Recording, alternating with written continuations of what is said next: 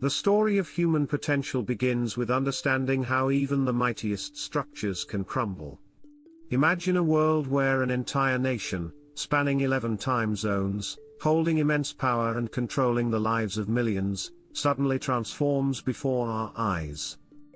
This is the extraordinary tale of the Soviet Union, a narrative of ambition, complexity, and ultimately, inevitable change. When we think about massive transformations, we often imagine them as sudden explosions. But true change? It's more like a gradual earthquake, with tremors building beneath the surface long before the ground actually splits. The collapse of the Soviet Union wasn't a single moment, but a symphony of political, economic, and social forces that played out over decades. Let's wind back the clock and understand how a revolutionary idea born from hopes of equality and collective progress became a complex system that would ultimately consume itself. Our story isn't just about politics, it's about human dreams, human limitations, and the incredible resilience of people facing seemingly insurmountable challenges. The roots of this incredible narrative stretch back to the early 20th century, when Russia was a land of stark contrasts. Imperial Russia was a massive empire ruled by the Romanov dynasty, where a tiny percentage of wealthy aristocrats lived in opulent palaces while millions of peasants struggled in poverty. The promise of the Russian Revolution in 1917 was radical, transform this unequal society into a workers' paradise where everyone would be truly equal. Vladimir Lenin, the revolution's primary architect, envisioned a world where the working class would control their destiny. His ideas weren't just political, they were a complete reimagining of social structure. Workers would own the means of production, wealth would be distributed equally, and the old hierarchies would vanish. It was an intoxicating vision that captured the imagination of millions suffering under the previous system. But visions and reality often walk different paths. After Lenin's death in 1924, Joseph Stalin emerged as the Soviet Union's supreme leader. Where Lenin had been an ideological purist, Stalin was a ruthless pragmatist. He transformed the revolutionary dream into a system of intense centralized control, where individual freedoms were sacrificed for what he considered the greater collective good. Stalin's era was marked by massive industrialization and equally massive human suffering. Millions were relocated, imprisoned, or executed in pursuit of creating the perfect socialist state. The Soviet economy was essentially a massive, state-controlled machine where every aspect of production was planned centrally. 5-year plans dictated everything from agricultural output to industrial production, with quotas that seemed more like mathematical puzzles than practical economic strategies. This centralized approach had some initial successes.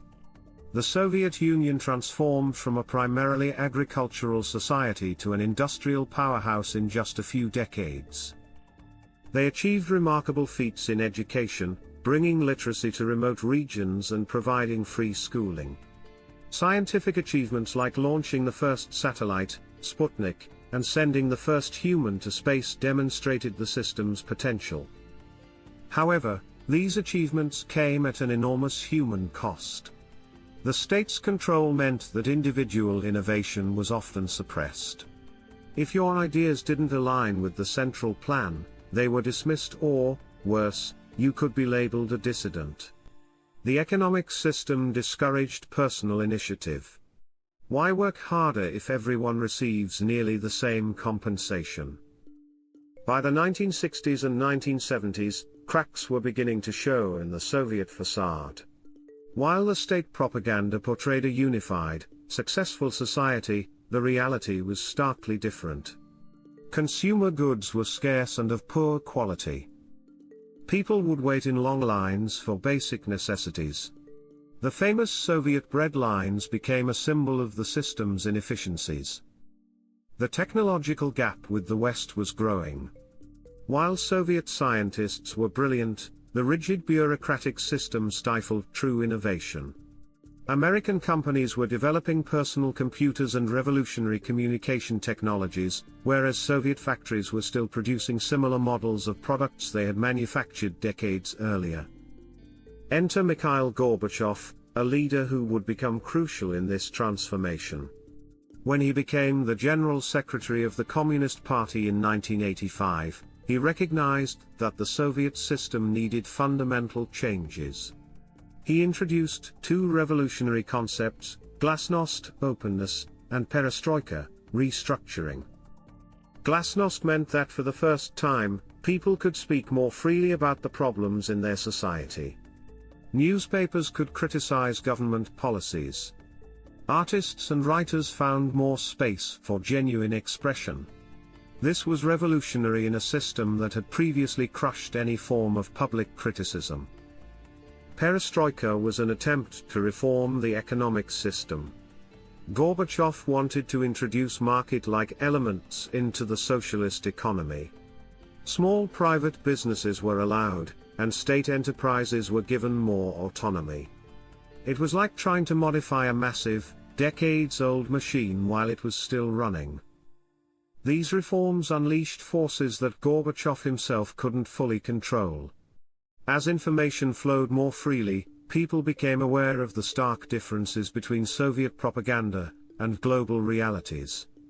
The technological revolution, driven by emerging personal computers and satellite television, further exposed Soviet citizens to alternative ways of living. The satellite states of Eastern Europe, held together under Soviet control, began to sense weakness. Poland's Solidarity movement, led by electrician Lech Walesa, became a powerful symbol of resistance. In Hungary, East Germany, Czechoslovakia, and other countries, populations started challenging their Soviet-backed governments. The most dramatic moment came in November 1989 with the fall of the Berlin Wall. This wasn't just a physical barrier falling, it was a symbolic moment representing the end of the Cold War division. Families, separated for decades, were reunited. The images of people climbing and dancing on the wall were broadcast worldwide, symbolizing human hope triumphing over political division. Economic challenges accelerated the Soviet Union's problems. The massive military spending during the Cold War had drained resources. The war in Afghanistan, which lasted from 1979 to 1989, was especially costly, both in financial terms and human lives. It was often called the Soviet Vietnam, a conflict that demonstrated the limits of Soviet military power. By 1991, the Soviet system was essentially collapsing. Ethnic tensions in various republics, long suppressed by Soviet control, erupted. Lithuania, Estonia, Latvia, and other regions declared independence. The central government in Moscow was losing its grip. On August 19, 1991, a group of hardline Communist Party members attempted a coup against Gorbachev, hoping to reverse the reforms. But the coup failed dramatically, largely due to massive public resistance led by Boris Yeltsin, then President of the Russian Republic. This attempted coup essentially marked the final death knell of the Soviet system. On December 26, 1991, the Soviet flag was lowered from the Kremlin for the final time. The world's largest country had peacefully dissolved into 15 independent republics. It was a transformation unprecedented in modern history, an entire political and economic system changing without a major civil war. The collapse had profound global implications. The United States emerged as the world's sole superpower. Millions of people suddenly found themselves in new countries with uncertain futures. The economic shock was immense. Economies that had been centrally planned now had to adapt to market principles. For ordinary people, this meant dramatic personal transformations. Imagine waking up one day and finding that the political and economic system that governed your entire life had fundamentally changed. Some found new opportunities, while others experienced significant hardship during the transition. The story of the Soviet Union's collapse isn't just a historical footnote. It's a powerful lesson about political systems, human adaptability, and the complex interplay between ideology and practical realities. It reminds us that no system is permanent, and societies can transform in ways no one might have predicted. What can we learn from this extraordinary chapter of human history? Perhaps the most important lesson is that systems must evolve. Rigidity leads to stagnation. Societies that can adapt, that can have honest conversations about their challenges, and that prioritize human potential over strict control are more likely to thrive. The Soviet experiment began with noble intentions, creating a society of true equality. But it demonstrated that equality cannot be imposed from the top down. True progress happens when individuals have the freedom to innovate, to express themselves, and to pursue their unique potential. Today, the legacy of the Soviet Union continues to shape global politics. Many of the republics that emerged from its dissolution are still finding their path.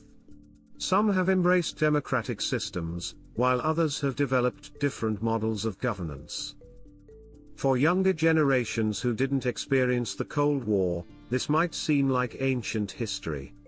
But the ripples of the Soviet Union's collapse continue to influence our world. Understanding this history helps us comprehend current global dynamics, the challenges of political transformation, and the incredible human capacity for change. As we reflect on this remarkable period, we're reminded that human potential is not defined by political systems, but by our ability to imagine, to adapt, and to hope. The Soviet Union's story is ultimately a human story, of ambition, struggle, complexity, and ultimately, the enduring spirit of transformation. The walls we build, whether physical or ideological, are never permanent. Change is the only constant, and history shows us that the most unexpected transformations can happen not with a bang, but through the persistent, collective effort of ordinary people believing in something more.